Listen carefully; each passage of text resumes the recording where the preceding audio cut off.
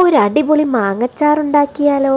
അപ്പോൾ ഇതാ മാങ്ങ കുനുകുനാന്നങ്ങ് അരിഞ്ഞ് തലേ ദിവസം തന്നെ അത് എടുത്ത് വെക്കുകയാണ് കേട്ടോ.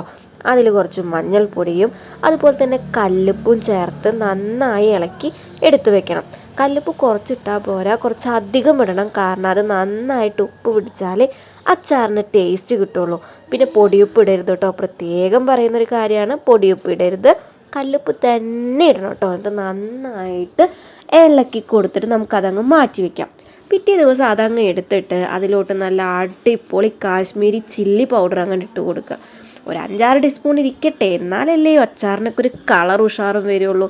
എന്നിട്ട് നന്നായിട്ട് ഇളക്കി കൊടുക്കണം. ഇതുണ്ടെങ്കിൽ പിന്നെ ചോറിക്ക് ഒന്നും വേണ്ടല്ലേ.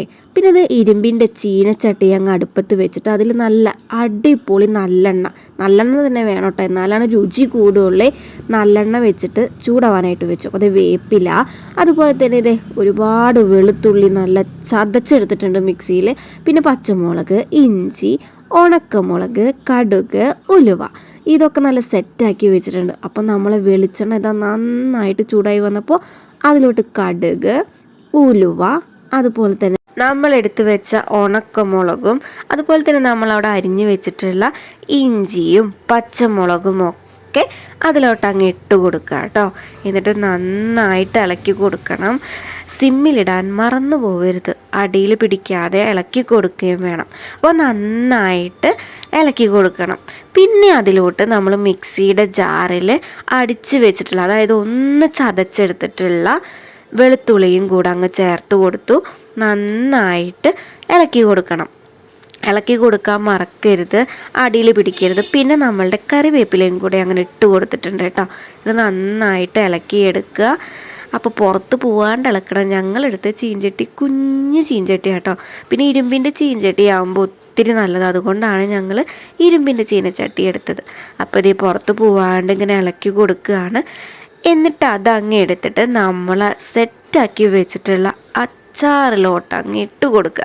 അച്ചാറല്ല, നമ്മൾ സെറ്റാക്കി വെച്ചിട്ടുള്ള മാങ്ങയിലോട്ട് അങ്ങ് ഇട്ട് കൊടുക്കുക. എന്നിട്ട് നന്നായിട്ട് ചേർത്ത് കൊടുക്കുക കേട്ടോ. നന്നായിട്ട് ഇളക്കി ചേർത്ത് കൊടുക്കണം. ഇപ്പം തന്നെ നല്ല മണം വരുന്നുണ്ട് കേട്ടോ.